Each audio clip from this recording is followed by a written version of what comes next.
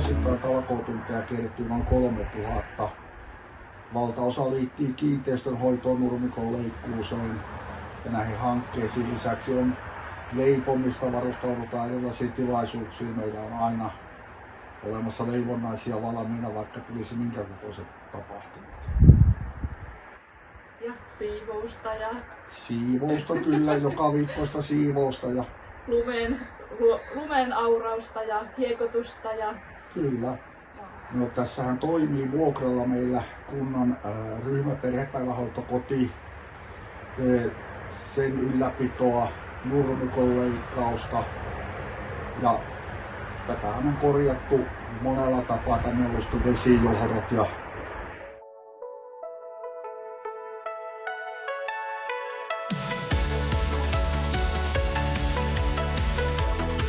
no, mitäs täällä koululla kokoontuu? Ketä ulkopuolisia tai kyläläisiä? Minkälaisessa käytössä tämä koulu on? no, täällä on hyvin aktiivinen naisväestö, joka pitää käsityökerhoa kerran viikossa. Täällä on meidän opisto järjestänyt jumppia, erilaisia tapahtumia ja täällä käy lapset pelaamassa biljardia ja palloilemassa tuossa salissa ja täällä on hyvin monennäköistä käyttöä. Ja sitten meillä on myös ollut talviaikaa viikoittaiset kyläkahvit järjestetty täällä. Joo, no jos täällä tarvitsisi juhlia järjestää tai kokouksia, niin pääseekö tänne koululle? Joo, tilathan on vuokrattava. Meillä on hinnastot on nettisivulla näkyvissä. Pelkkää keittiötä voi vuokrata. Tiloja voi vuokrata päiväksi, 2 koko viikon lopuksi. Että kyllä tälle mahtuu järjestämään vaikka mitä. Täällä on muun muassa partiolaiset pitänyt leiriä. Tervehys! No hei! Täällä on käsityöporukkaa. Joo. Mitäs te täällä ruukatta touhuta? No mie kun on mattoja.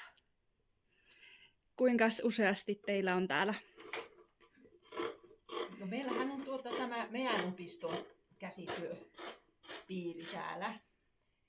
Niin sehän alkaa ensi viikolla. Kerran viikossa. No, eri ihmiset tekee erilaista. Mä oon talvet paljolti poissa. Mä käyn täällä vaan kahvilla silloin, kun mä oon Suomessa.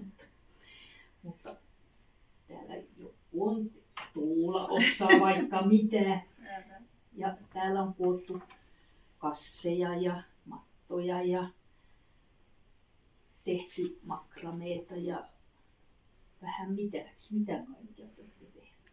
Laukkuja ja aika mitä. Tässä ihastellaan tätä meidän ruusukaskudosta. Niinhän se oli. No niin, täällä on Hienoa. valmiinakin jotakin. Joo.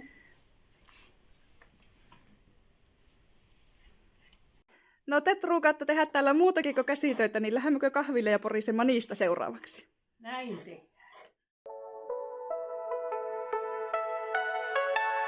No teidän käsissä varmaan syntyy suurin osa tämän yhdistyksen pullista ja munkeista ja näin, niin paljon niitä vuodessa suurin piirtein tulee? No, munkkeja tulee semmoinen 1000 kappaletta ja pullia varmaan samaan verran, koska pullia tehdään sitten paitsi tilaisuuksiin, niin myöskin talkoväille. Että on aina mistä ottaa, niin kuin nytkin. Joulumyyjäisin tehdään saaristolaisleipiä, se on niiden sesonkia. Niitä tulee varmaan 100 suunnilleen, ei kaikki välttämättä jouluksi, mutta suurin osa jouluksi. Ja sitten leivotaan pikkuleipiä ja torttuja ja kymmeniä kakkuja, kuivakakkuja ja mitä kaikkea. Laatikoita, porkkana- ja lanttulaatikoita, niitäkin tehdään sinne joulumyyjäisiin varmaan semmoinen 100 pikkurasia.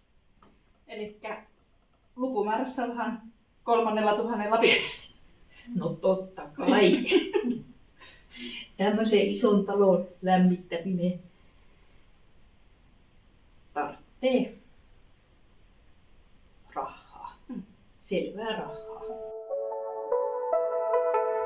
No, meillä on valaistu hiihtolatu, jokainen hiihtäjä voi itse laittaa valot päälle, käydä hiihtämässä mihin vuorokauden aikaan tahansa. Siellä on tulistelupaikka, hiihtomaja ja se on osoittautunut erittäin suosituksi myös naapuripitäjien ihmisten parissa.